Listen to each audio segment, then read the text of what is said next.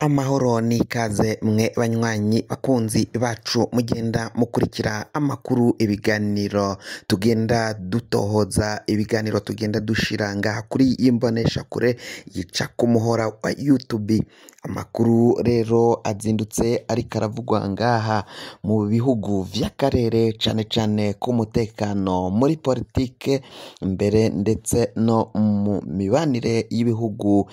diplomasi y'ibihugu vy'akarere, ibihugu vyo mu biyaga binini, u Rwanda, Kongo, Uburundi, Tanzania, Uganda ndetse na Kenya, ibihugu vyo mu karere k'ibiyaga binini. Rero mwe mwaheje gufyonda canke gukanda no gukora kuri subscribe, kandi tukaba tubakengurukira cane muri abo kubahwa. Fyondako niba utari wafyondako kugira ngo amakuru n'ibiganiro dutohoza bize bigushikira aho uzoba uherereye hose.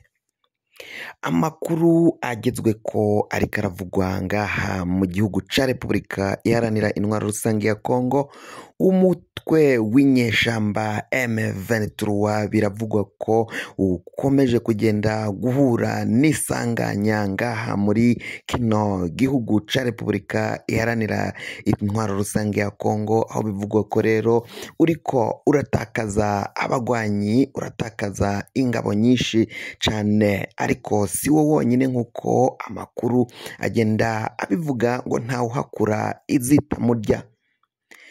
Nubwo bavuga ko rero FARDC ifatanyije n'ingabo za SADC ndetse na FDLR na Wazalendo bavuga ko baba bishe abagwanyi benshi ba M23 nayo ku rundi ruhande nayo itangaza ko yafashe abagwanyi benshi cyane bo mu ngabo z'u Burundi, ifata kandi n'abandi bo muri Wazalendo itabariyemo benshi bavuga ko nabo bishe ku kibuga cy'intambara kiriko kirabera, intambara iriko irabera ngaho mu buseruko bwa Repubulika Iharanira Intwaro Rusangi ya Kongo. Amakuru agenda yemanga ko ingabo z'u Burundi ziriko ziricwa cane n'umuhari M23 ngo bivanye nuko ngo abarundi baja imbere bakitanga cane kurusha ingabo za FARDC bivugwa ko ngo ari abasirikari b'abanyabwoba. Iyo urusasu ruvuze baba bahunze kare bagata bakomoka bagahunga. Ingabo z'u Burundi rero nizo zisanga zasigaye mu rugamba zonyene ziriko zirahangana na M23, bico bigatuma umubare munini w'abasirikari b'u Burundi baca batakarira ngaho kuri urwo rugamba, nk'uko amakuru agenda avyemeza. Amakuru ariko arava ngaho muri bamwe mu basirikari b'u Burundi bariko bagwanira ngaho mu gihugu ca Repubulika Iharanira Intwaro Rusange ya Kongo, ni mu gihe umukuru w'igihugu Varisito Ndayishimiye atemanga ko abasirikari babandanye bapfira ku rugamba, naho yaciye avuga ko abavuga ko abasirikare bariko bapfira ku rugamba ari ibinyabwoba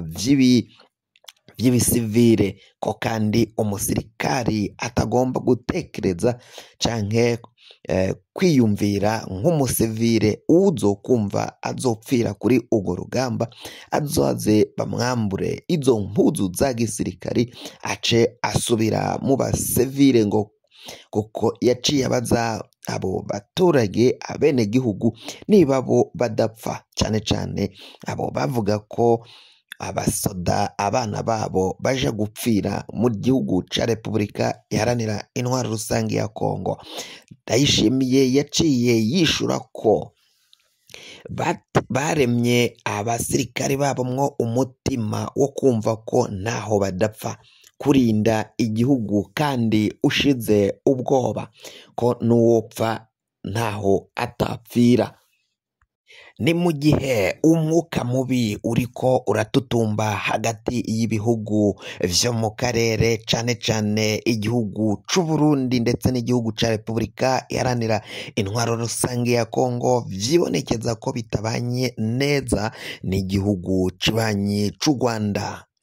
Mu gihugu c'u Rwanda bo baravuga ko bavuga ko bazotera u Rwanda biteguye neza cane ko kandi nta bitero bizova ngaho muri ivyo bihugu ngo bize bishike mu gihugu imbere mu Rwanda, ko biteguriye kurinda imbibe z'igihugu kandi ko igihugu cabo kirinzwe haba ku butaka, mu mazi ndetse no mu kirere hose kirakingiye, nk'uko umukuru w'ico gihugu nyakubahwa Paul Kagame yaciye abishikiriza mu ijambo risozera umwaka, aremesha abenegihugu b'u Rwanda ko naho igihugu gifise abansi benshi ariko ko igihugu kizokora ibishoboka vyose kugira ngo gikingire abenegihugu ndetse gikingire n'igihugu cabo muri rusangi.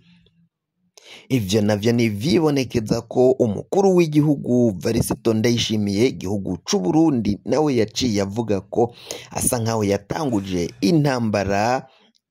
intambara ya diplomasi, intambara y'amajambo yaciye atanguza muri diplomasi yo kwerekana ko igihugu c'u Rwanda ari umwansi w'igihugu c'u Burundi, aho yashaka kuvuga ko imbibe z'igihugu zigiye gusubira kugarwa, cane cane imbibi zija mu buraruko bw'igihugu cacu c'u Burundi, cane ngaho mu gihugu kibanyi c'u Rwanda. Amakuru rero abandanya gushika ngaha kuri iyi mboneshakure ya Kare TV, nuko ngaho mu gihugu ca Repubulika iharanira intwaro rusange ya Kongo, ingabo za SADC, ingabo zo mu bihugu vyo muri Afrika y'ubumanuko mbere zaciye zihashika, ariko kuri ubu ngubu ngo bakaba bariko batana mu mitwe, bariko barasana n'uyu muhari wa M23 bagiriza ko ari abanyarwanda bagwanira ngaho mu gihugu ca Repubulika iharanira intwaro rusange ya Kongo, ariko vyibonekeza ko harimwo ububeshi bwa leta ya Kongo kutemanga ko ari abakongomani bavuga ururimi rw'ikinyarwanda babarizwa mu buseruko bw'ico gihugu ca Kongo, aho cane cane abo bakoresha canke bavuga ururimi rw'ikinyarwanda babarizwa muri Kivu, mu ntara ya Kivu y'uburaruko ifise ikicaro i Goma, mbere na kandi mu ntara ya Kivu y'ubumanuko ifise ikicaro mu gisagara ca Bukavu. Muri ivyo bice vyo mu buseruko bwa Kongo hakaba hari abenegihugu ba Kongo bakoresha ururimi rw'ikinyarwanda, bakaba bitiranwa n'abanyarwanda. Ivyo rero kandi bakaba babuzwa uburenganzira, bamwe baricwa, nk'uko ishirahamwe rya ONU ryaciye rivyemeza ko mu gihugu ca Kongo mu buseruko hashobora kuzoba jenoside, ko ishoboka bivanye n'abantu bahabarizwa abenegihugu bo mu bwoko bw'Abanyamurenge bafatwa nk'abo mu bwoko bw'Abatutsi babarizwa ngaho muri ivyo bice, ko bashobora kwicwa canke bagakorerwa jenoside, na cane cane ko hari umugwi w'interahamwe ndetse na FDLR ifatwa nk'umutwe w'iterabwoba basize bakoze jenoside yakorewe Abatutsi mu gihugu kibanyi c'u Rwanda mu mwaka w'1994, bashobora kusubira gukora jenoside bakayikorera abo benegihugu bo mu bwoko bw'Abanyamurenge canke bafatwa nk'Abatutsi babarizwa muri ivyo bice, nk'uko benshi bagiye bagenda bicwa, abandi bagata bakomoka bagahungira mu bihugu bigiye bitandukanye, murazi ijya nino mu bihugu vyo mu karere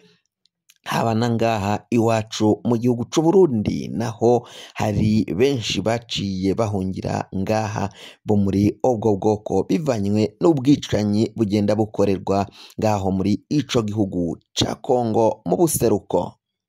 Kugira ngo amakuru mwene nk'aya aza gushikira fyonda subscribe niba ukoresha ururimi rw'icongereza canke niba ukoresha ururimi rw'igifaransa fyonda sabone, hama uraca uja ngaha iburyo urafyonda no kwa kantu kameze nk'akazogera amakuru